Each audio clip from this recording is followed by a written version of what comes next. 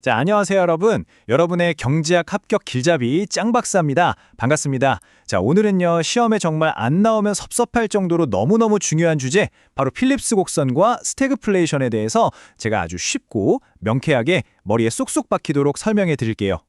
경제정책을 책임지는 사람들이라면 아마 매일 밤 이 고민을 할 겁니다. 물가도 좀 안정시키고 싶은데 동시에 일자리도 늘릴 수는 없을까? 이 두 마리 토끼, 과연 한 번에 다 잡는 마법 같은 방법은 없을까요? 바로 이 질문, 이 딜레마에서 오늘 우리의 이야기가 시작됩니다.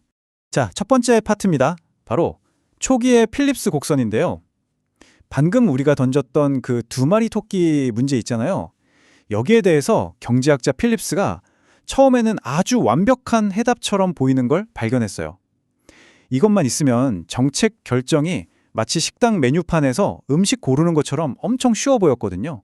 과연 그게 뭐였을까요? 필립스 곡선이 대체 뭐냐? 아주 간단합니다. 물가 상승률, 즉 인플레이션율하고 실업률이 서로 반대로 움직인다. 이걸 보여주는 곡선이에요. 그러니까 뭐랄까 시소 같은 관계죠. 한쪽이 올라가면 다른 한쪽은 내려가는. 이걸 좀 유식한 말로 뭐라고 하죠? 맞습니다. 상충관계. 영어로는 트레이드 오프라고 하죠. 하나를 얻으려면 다른 하나는 포기해야 한다. 바로 그 뜻입니다. 자, 화면에 있는 그래프 한번 같이 보실까요? 세로축이 인플레이션율 파이, 가로축이 실업률 U입니다. 곡선이 오른쪽 아래로 예쁘게 쭉 내려오고 있죠? 이게 바로 초기 필립스 곡선의 가장 큰 특징인 우하향 형태예요. 이게 무슨 말이냐면요. 만약 정부가 실업률을 낮추고 싶어서 그래프의 왼쪽으로 이동한다고 생각해 보세요. 그럼 어떻게 되죠? 곡선을 따라서 저절로 위로 올라가게 되죠? 맞아요. 바로 더 높은 인플레이션을 감수해야만 한다는 뜻입니다. 그래서 당시 경제학자들은 이 필립스 곡선을 보고 마치 정부가 레스토랑 메뉴판을 받은 것 같다고 생각했어요. 실업률은 좀 높지만 물가가 안정된 A 코스로 할까? 아니면 물가는 좀 올라도 실업률이 낮은 B 코스로 할까? 이렇게 원하는 정책 조합을 고를 수 있다고 믿었던 거죠. 하지만 이렇게 완벽해 보였던 이론은요, 1970년대에 들어서면서 아주 엄청난 도전을 받게 됩니다. 바로 스태그플레이션이라는 아주 무서운 불청객이 등장했기 때문이죠. 1970년대는 그야말로 충격의 시대였어요. 두 번에 걸친 석유 파동, 우리가 오일 쇼크라고 부르는 사건 때문에 원유 가격이 그야말로 천정부지로 치솟았습니다. 이 충격은 전 세계 경제를 그대로 덮쳤고요. 경제학 교과서에 있던 기존의 믿음, 즉 물가가 오르면 실업은 줄어든다는 이 상식이 완전히 깨지는 이상한 현상이 나타나기 시작했습니다. 바로 스태그플레이션입니다. 경기 침체를 뜻하는 스태그네이션과 물가 상승을 뜻하는 인플레이션을 합친 말인데요. 말 그대로 경기는 꽁꽁 얼어붙어서 일자리는 막 사라지는데 실업률 상승, 먹고 사는데 필요한 물가까지 같이 오르는 인플레이션, 정말 최악의 조합인 거죠. 이건 물가와 실업이 반대로 움직인다고 했던 기존의 우하향 필립스 곡선으로는 도저히 설명할 수가 없는 현상이었습니다. 그래서 경제학자들이 1970년대 실제 데이터를 가지고 필립스 곡선 그래프에 점을 한번 찍어봤어요. 그랬더니 이 점들이 예쁜 우하향 곡선을 따라 움직이는 게 아니라 막 제멋대로 오른쪽 위로 튀어오르는 거예요. 즉, 곡선 자체가 우상방으로 이동하는 패턴을 보인 거죠. 이건 필립스 곡선 이론이 완전히 무너져 내린 거나 다름없었습니다. 자, 이렇게 기존 이론이 무너지자 경제학자들은 이 거대한 수수께끼를 풀기 위해서 새로운 열쇠를 찾아 나섭니다. 그리고 마침내 찾아냈죠. 그 열쇠는 바로 사람들의 기대, expectations라는 개념이었습니다. 여러분, 한번 생각해 보세요. 우리가 회사에서 연봉 협상을 할 때 정말로 중요한 게 뭘까요? 통장에 찍히는 액수, 이걸 우리가 명목임금이라고 하죠? 아니면 그 돈으로 실제로 얼마나 많은 물건을 살 수 있느냐? 즉, 실질임금일까요? 당연히 후자겠죠. 내 월급이 올라도 물가가 더 많이 오르면 사실상 가난해지는 거니까요. 바로 이 실질적인 구매력을 따질 때 내년에는 물가가 얼마나 오를까 하고 미리 예상하는 것, 즉 기대 인플레이션이 핵심적인 역할을 하게 됩니다. 자, 여러분, 지금부터 화면에 나오는 이 수식, 이건 정말 별표 5개짜리입니다. 시험의 단골손님으로 등장하는 아주 중요한 녀석이니까 화면 크게 보시고 집중! 바로 프리드먼과 펠프스가 내놓은 기대가 부과된 필립스 곡선이라는 건데요. 자, 수식 한번 뜯어볼까요? 왼쪽에 있는 파이, 이게 바로 실제 인플레이션율이에요. 근데 이게 뭐랑 같냐? 오른쪽에 있는 세 가지 덩어리가 이걸 결정한다는 거죠. 첫 번째, 파이 E, 이건 사람들이 앞으로 물가가 이 정도 오르겠구나 하고 기대하는 바로 기대 인플레이션율입니다. 그리고 두 번째 괄호 안을 보세요. U 빼기 UN. 이건 뭐냐? 실제 실업률 U에서 자연 실업률 UN을 뺀 거예요. 지금 경기가 좋은지 나쁜지를 보여주는 지표죠.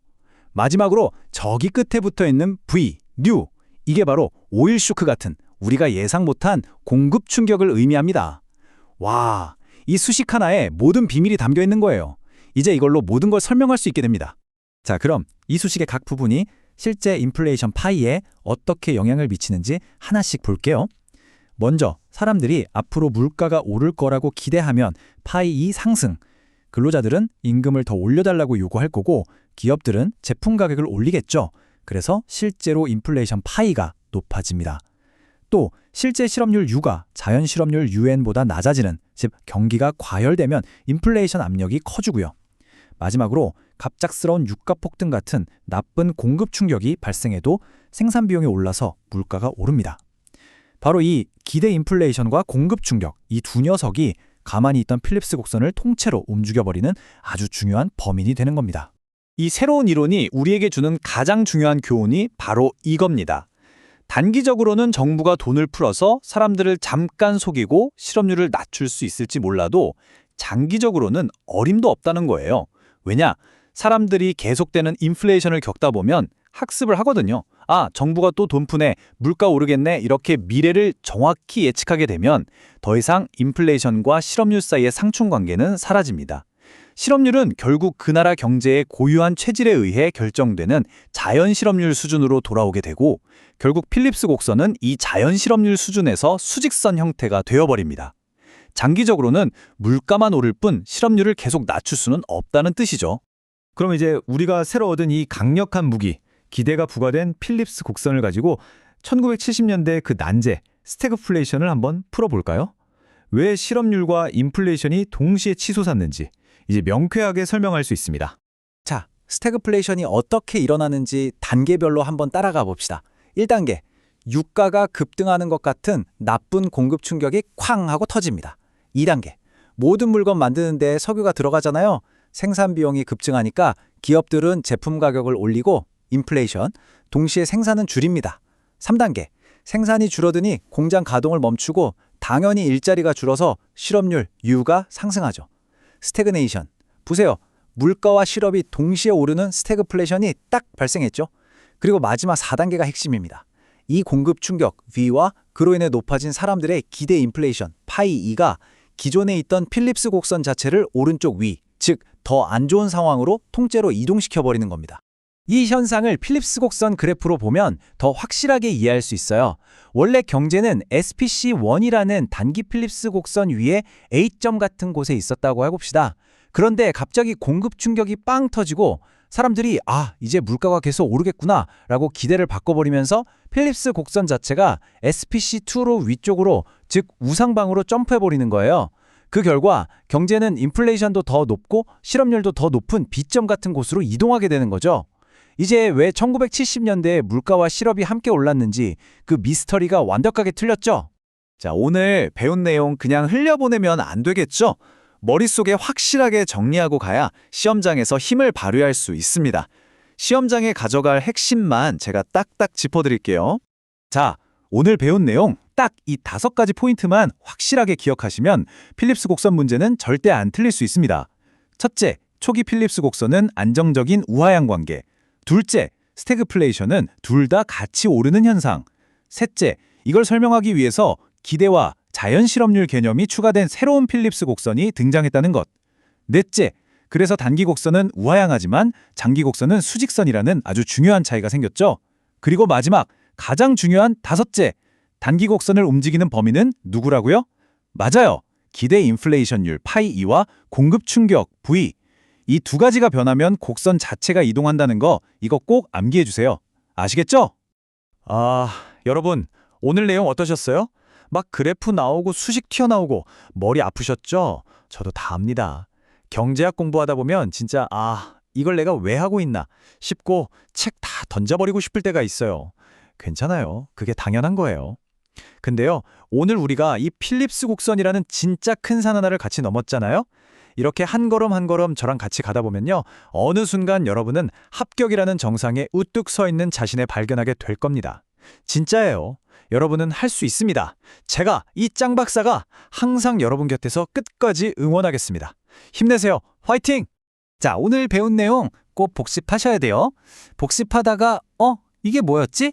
하고 궁금한 게 생기거나 나 이 부분 좀 더 파고들고 싶은데 하는 학구열이 불타오르면 절대 망설이지 말고 저희 네이버 카페 짱박사 경제학 스터디로 오세요. 거기엔 여러분처럼 열심히 공부하는 수많은 동료 수험생들이 있고요. 또 아주 실력 있고 친절하기까지 한 우리 조교님들 그리고 물론 저 짱박사가 항상 여러분을 기다리고 있습니다. 언제든지 와서 질문 남겨주세요. 아시겠죠? 자, 그럼 오늘 수업은 여기까지 하고요. 다음 시간에 더 알찬 내용으로 다시 만나겠습니다. 여러분 정말 수고 많으셨습니다. 안녕!